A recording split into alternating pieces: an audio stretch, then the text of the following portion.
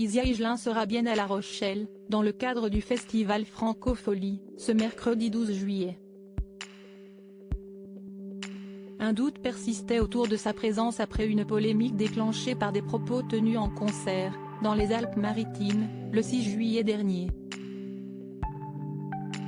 Il concernait le président de la République, Emmanuel Macron.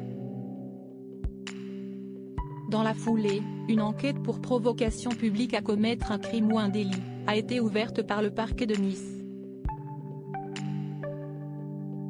Autre conséquence, l'annulation de l'une de ses prochaines représentations, qui était prévue à Marcq-en-Barœul, dans le Nord, ce jeudi 13 juillet. Dans un communiqué de presse, le maire de la ville, Bernard Gérard, LR, a annoncé et justifié des changements artistiques autour des célébrations du 14 juillet. L'artiste a tenu des propos scandaleux, d'une grande violence à l'égard du président de la République, a été écrit au sujet d'Isia Higelin.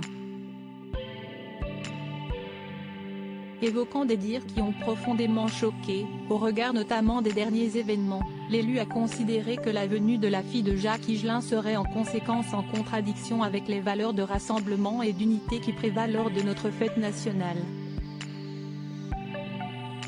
Isia Higelin s'est défendue après la polémique accusée d'avoir imaginé un lynchage d'Emmanuel Macron. Isia Higelin a pris la parole dans Ouest France ce lundi 10 juillet. Je suis bien désolée que cela ait été mal interprété, décontextualisé.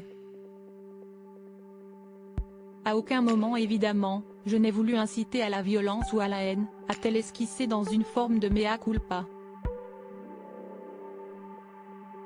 Avant d'expliquer que ses propos tenus sont une histoire, un lien improvisé et surréaliste entre deux titres qui parlent de tout et de rien et qu'il ne faut surtout pas prendre au premier degré. À aucun moment dans mes concerts, je n'incite à la violence ou à la haine. Ce sont toujours des lieux de bienveillance et d'amour, de folie et d'improvisation. C'est juste ça purement et simplement, a ajouté Isia Higelin. Crédit photo, Tiziano da Silva.